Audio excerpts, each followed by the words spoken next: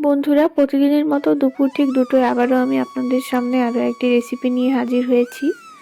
আর আজকের রেসিপি গ্রাম্য পদ্ধতিতে সেদ্ধ চালের ধুপি পিঠা বা ভাপা পিঠা।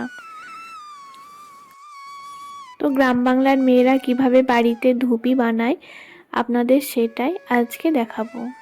তাহলে আসুন বন্ধুরা, ধুপি কিভাবে বানানো হয় আপনারা ভিডিওটি স্কিপ না করে ভিডিওটি শেষ পর্যন্ত দেখতে থাকুন। এবং আমার চ্যানেলে নতুন বন্ধু হয়ে থাকলে চ্যানেলটিকে সাবস্ক্রাইব করে আমার পাশে থাকুন। আপনারা দেখতেই পাচ্ছেন আমি এখানে সেদ্ধ চাল নিয়ে নিয়েছি। আর সেদ্ধ চালটাকে প্রথমে ভিজিয়ে রেখেছিলাম, তারপর শুকনো করে খুব ভালো করে পিষে নিয়েছি বা জাঁতাতে গুঁড়ো করে নিয়েছি। তো এইভাবে আপনারা গুঁড়ো করে নেবেন। এবার সেদ্ধ চালের গুঁড়োর মধ্যে এলাচ লবঙ্গ গুঁড়ো দিয়ে দিলাম, আর তারপরে কুড়ে রাখা নারকেল দিয়ে দিলাম। নারকেল দেওয়ার পর এখানে চেরি দিয়ে দিলাম। চেরিগুলো আগে থেকে ছোট ছোট করে কুচি করে নিয়েছি। আপনারা এখানে চাইলে যে কোনো ড্রাই ফ্রুটস নিতে পারেন কিংবা কিশমিশও নিতে পারেন। তারপর এখানে আগে থেকে ভাজা বাদাম গুঁড়ো করে রেখেছিলাম, তো সেইগুলো দিয়ে দিলাম। এবার এর মধ্যে চিনি দিয়ে দিলাম। আর চিনিগুলো আগে থেকেই একটু জলে ভিজিয়ে রেখেছিলাম। আর এখানে খুব বেশি জল দেওয়া যাবে না, বেশি জল দিয়ে ফেললে আবার ধুপিগুলো গোটা গোটা হয়ে যাবে আর খেতে একটু ভালো হবে না। তার জন্য চিনিটাকে আপনারা একেবারে ঘন করে গুলিয়ে নেবেন, যাতে জলের পরিমাণ কম থাকে।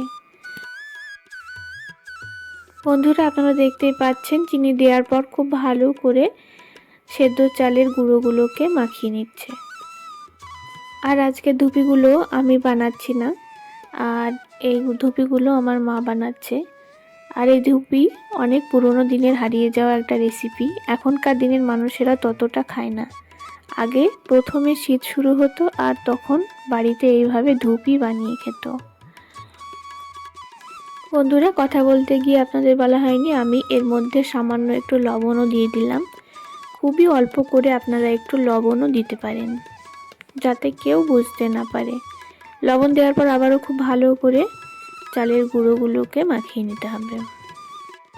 একেবারে ঝুরঝুরে করে মাখিয়ে নিতে হবে, যাতে এর মধ্যে জলাভাব না থাকে। বন্ধুরা, এখন প্রায় শীত শুরু হয়ে গেছে, আর এর মধ্যে আপনারা বাড়িতে এভাবে ধুপি বানিয়ে খেতে পারেন। আর এই ধুপির স্বাদ অনেক, একবার যে খাবে সে বারবার খেতে চাইবে। আর শীত ছাড়া ধুপি ততটা ভালো লাগে না, তার জন্য আপনারা শীতেই বাড়িতে বানিয়ে খাবেন। বন্ধুরা, আপনারা চাইলে চিনি ছাড়াও আখের গুড় দিয়েও আপনারা ধুপি বানিয়ে খেতে পারেন। তো আমাদের চালের গুঁড়িটাকে খুব ভালো করে মাখিয়ে নেওয়া হয়ে গেছে। এবার একটা বাটি নিয়ে নিয়েছি, আপনারা দেখতেই পাচ্ছেন। এই বাটির মধ্যে হালকা করে মাখিয়ে রাখা চালের গুঁড়োগুলো বাটিতে দিয়ে দিলাম। আর এটা হাত দিয়ে চাপা হবে না, হালকা করে দিয়ে দিতে হবে। তারপর একটা সুতির কাপড় নিয়ে নিয়েছি, কাপড়ের মধ্যে বাটিটা দিয়ে দিলাম। আর এইদিকে উনুনের ওপর হাঁড়ি বসিয়ে দিয়েছি, আর হাঁড়িতে জল দিয়ে দিয়েছি। আর জলটাকে খুব ভালো করে ভাপিয়ে নিতে হবে। আর হাঁড়ির উপরে আপনারা দেখতে পাচ্ছেন একটা মাটির থালা নিয়ে নিয়েছি। আর থালাটা মাছ থেকে আপনারা কেটে নেবেন, বা এভাবে আপনারা কাটাও কিনতে পারবেন। তো এইরকম একটা থালা নিয়ে নেবেন। তারপর বাটিটা বসিয়ে দেওয়ার পর বাটিটাকে আস্তে আস্তে তুলে নিতে হবে। বন্ধুরা, আপনাদের দেখে বুঝে নিতে হবে ধুপিগুলো আমরা কিভাবে বানাচ্ছি। তো এইভাবে আপনারা বানিয়ে ফেলবেন। আর ধুপি বানাতে খুব বেশি সময় লাগে না, একটা ধুপিতে 5 মিনিট কিংবা 6 মিনিট সময় লাগে। বন্ধুরা, এবার আপনারা দেখতেই পাচ্ছেন ধুপিটা কতটা সুন্দরভাবে হয়ে গেছে। তো এইভাবে আমরা সব ধুপিগুলো পরপর বানিয়ে নেব।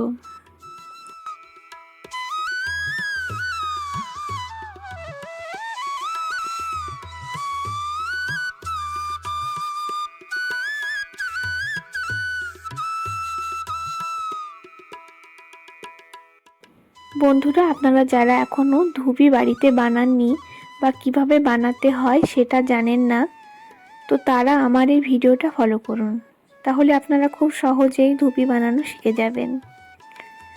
আর বন্ধুরা, আপনারা কে কে ধুপি খেতে পছন্দ করেন অবশ্যই কমেন্টে জানাবেন। আর আমাদের ধুপিগুলো বানানো কেমন হচ্ছে সেটাও আপনারা কমেন্টে জানাবেন, এটা আমার অনুরোধ রইল।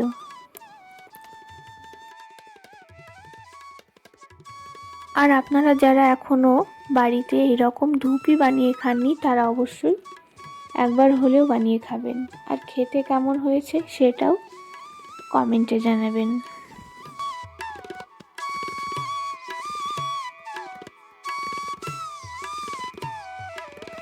আর বন্ধুরা, গ্রাম বাংলায় এই ধুপি হলো একটি ঐতিহ্যবাহী রেসিপি।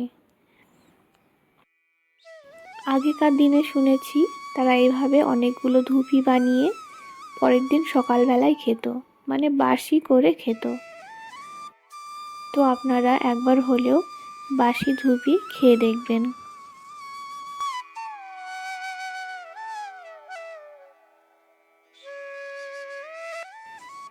আমরা এভাবে পরপর ধুপিগুলো সব বানিয়ে ফেলেছি, আর একটা ধুপি আপনাদের ভেঙে দেখাচ্ছি ধুপিগুলো কতটা নরম আর তুলতুলে হয়েছে। তো দেখতেই পাচ্ছেন কতটা নরম হয়েছে আর কতটা সফট হয়েছে। তো ভিডিওটি আপনাদের কেমন লেগেছে অবশ্যই কমেন্টে জানাবেন। আর ভিডিওটি ভালো লাগলে ভিডিওটিতে অবশ্যই লাইক শেয়ার কমেন্ট করে বন্ধুদের মধ্যে ছড়িয়ে দেওয়ার চেষ্টা করবেন। আর আজকের মতো আমি এখানেই বিদায় নিচ্ছি, দেখা হচ্ছে আগামীকাল অন্য কোনো একটা রেসিপিতে। ভালো থাকবেন, সুস্থ থাকবেন, ধন্যবাদ।